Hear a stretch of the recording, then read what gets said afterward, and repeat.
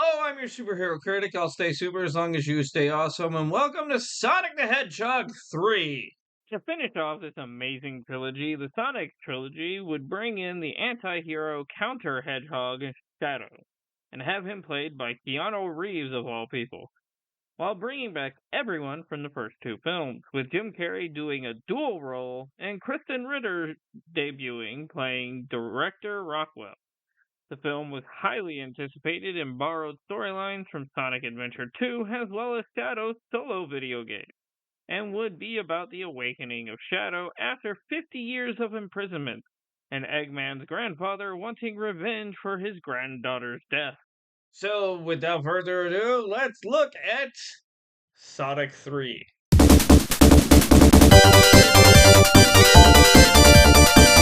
The movie begins at Prison Island in Japan, where the guards, one of them played by Yorma from The Lonely Island, are watching over Shadow, played by Keanu.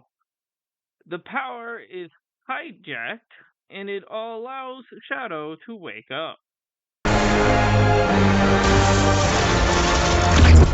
The amazingness of this opening scene just gives you cold shivers down your spine. I love it! Shadow proceeds to kick everyone's ass in a brutal one-sided fight and breaks free. Meanwhile, the furry trio are getting ready for a race. Anybody else think it would be funnier if he actually raced with the pool float? Or do you think it would pop? The trio race with Sonic shocked that they can even keep up, and it also gives us the game's ending goal spin. The race becomes suspicious when Tails and Knuckle become holograms, but it wasn't bad, and just a way for the family to set up a surprise party to celebrate Sonic's arrival on Earth. Tom and Sonic then find Sonic's old home, and they have a heart-to-heart about life and how far he's come. Shadow tries to figure out his surroundings. I've been trapped for 50 years? Captain America has you beat by about 20 years, Shadow. You're not alone! Shadow prepares to defend himself when Gunn, led by Kristen Ritter, goes to ask for their help taking down Shadow, so they head to Tokyo. We don't know if it's Godzilla or Hello Kitty down there, but what if it's Bandora? Our trio come face to face with Shadow for the first time. why do you look like me? I don't look like you. You look like me. But if you look like me and I look like you, and then we look like each other and... Oh no, I've gone cross-eyed. Shadow warns them to stay out of his way, and Knuckles learns the hard way not to go in on his own. That's gotta hurt. Can't take us all at once. Shadow then promptly kicks everyone's butt. Okay, he took us all at once. Stop taking my job! Shadow poses like his video game, and a chase across the city begins with Sonic clearly pissing Shadow off. We get the Akira motorcycle reference, and the two of them crash head-on. Sonic wakes up cuffed to a building. 1.21 gigawatts. Right, Scott! I handcuff myself for tactical reasons that I do not have time to explain. No kink shaming here. The group decide to go to the Chow Garden to regroup, and Tails gets mistaken for a Pokemon. He does look like a Pokemon. That's it. Smash Bros. Movie. Make it happen. You can't reference Pokemon and not do a Smash Bros. Movie now. Make it happen. Pika Pika. The commander then goes into detail with Shadow's backstory of being an alien crash landing on Earth, but while they study him, he shows he is too powerful, so they freeze him and arrest the head scientist. A show then begins. Away with fire! What the fuck is that? The show, though, is cut short, thank God, when Eggman's Eggbots show up and attack, but a man on a motorcycle shows up to take them out. The commander is hurt in the process, and he gives them a key card before passing out. The man on the bike ends up being... It's the goat milker. Please stop milking the goat. Stone says the doctor has nothing to do with the attack and says that he'll prove it. Great. The doctor has crabs. We see that the doctor has slowly become a disgusting slob because of obvious depression. The only person I could trust in the world showed up with all my worst enemies while I was in a bathrobe, playing congas on my big fat belly. You are a sad, strange little man. The group together learns that there is now an imposter copying the doctor's technology. Where this Pablo reveals his wand. You. The group realize that they need to work together, and after a small shaving montage, we jump to the past where Shadow meets Maria Robotnik, and they slowly become friends as the two just let loose and be kids, with it ending with Maria vowing to always be there for him when he opens up about feeling like an outcast. Shadow then learns that the professor is awake, and the group make their way to the beacon. Venting mechanics. I unlocked it. Knuckles smash! The group divide and conquer, with Knuckles being weary of ghosts like the game just before getting surprised by Shadow, while Stone shows jealousy over Sonic and Tails before also getting attacked. Sonic then gets soloed when he's separated from Eggman, and Robotnik then meets his grandfather for the first time. But how? And why? And who did what with whom? I don't want to know that. It's as if we're two characters in a movie being played by the same actor. Best fourth wall break ever. Sonic tries to persuade Shadow to rethink teaming up with the two Robotniks, and instead they just leave them for dead while they are sucked into a portable black hole. Somebody better call Google Maps. Probably call it something like the Gulf of Robotnik.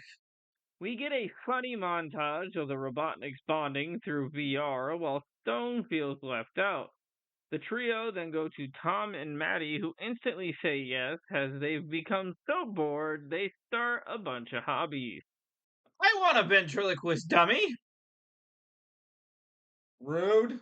The movie becomes a heist film as the five of them go over the plan to break into gun headquarters, but as they get going, so do the bad guys. The Shadow is told to stay behind. Revenge guac. Revenge nachos are better than guac. The heist begins as Tom and Maddie pose as Rachel and Randall to get into the headquarters and place a USB drive to hack the system. Trick from the 90s. I mean, best decade ever, right? The 90s video games where you didn't have to download half of it to play the full game. I wish these movies would stop reminding me I'm old. The Robotniks have a funny random dance-off through the lasers, and it then goes to a three-way scramble over the key card as Sonic, Robotnik, and Gun all try to fight over a gravity pad that ends up forcing Sonic to save his guardian. Tom poses as the commander to get the key from Rockwell, but Shadow thinks it's the real one, punching him so hard he gets knocked out. Stone tries to warn Eggman of his granddad, who's maybe up to something, but he reacts by firing Stone. I can't lose you again. That's not the most depressing breakup ever. The big project ends up being a massive space station, and Sonic demands that Knuckles give him the Master Emerald, which is guarded by Wade, allowing him to go supersonic once again. We then get the flashback of how Maria died as they tried to escape the compound with Shadow. And now you get the example of what happens when soldiers follow orders instead of what's actually moral. Some people in this world today could take a lesson from that. Shadow then begins infusing the space station with chaos energy, and Eggman learns Gerald's real plan is to destroy everything since he no longer has the one thing he cared about, showing his grandson that he never mattered to Gerald. An angry Sonic then goes straight for Shadow, but as the two of them clash, He loses his chaos powers until I wanna be a Super Saiyan! I wanna! the fight becomes a better Dragon Ball Z movie than the one we actually got, and the Robotniks begin to fight each other. Ooh, a nano fist. I haven't seen that since I hate-watched Green Lantern in 2011. It has been 12 years since I have sat through that movie. Why are you reminding me of that? Shadow taunts Sonic about revenge and his anger, and when Sonic finally breaks down, they have a heart-to-heart, and Shadow realizes that he just needs to let go of the past. The two agree to work together and head to take down Gerald. Will not try to stop my elders from destroying the world! Again, I'm not one to kink shame. The Robotniks continue their fight using nanobots. Set up defense! I'm sorry, that's one of the funniest puns I've ever seen. Gerald eventually gets the upper hand while the Hedgehogs destroy the robot armada. Gerald tries to kill Robotnik only for Tails and Knuckles to save him. 1,000 years of death! While the Hedgehogs block the death ray, Robotnik helps steer the station out of the way, but it ends up destroying the moon just like the game. Shadow and Robotnik do what they can to steer the station away from the Earth, but not before sending a love message to Stone. You were a sickle friend. I'm not crying. You're crying. Oh, wow. The station seemingly destroyed and Knuckles saving Tails and Sonic, Team Sonic forgive each other, and the movie ends with them starting yet another race. Sonic 3 is a great movie. This is honestly one of the best sequels I have ever personally watched. Jim Carrey fully embraced his craziness as Robotnik, and Idris Elba was a great addition as Knuckles. The film was, of course, massively successful, making almost 484 million worldwide, which was 3 times its budget of 122 million, making it the second highest video game film of all time, leading to a 4th film set for 2027. I know a lot of movies suffer from trilogy-itis, where the last film is usually the worst. But honestly, I feel like this is my favorite out of the entire trilogy. I loved this movie when I saw it in theaters, and I've watched it multiple times since the movie came out. I don't really have much more to say. It's a really good film. It's one of the few third films in a franchise that I've actually enjoyed. So, with that being said, I'm looking forward to Sonic 4 in 2027. Next week, something different. Just don't know what yet. That being said, I'm your superhero critic, and I'll stay super as long as you stay awesome.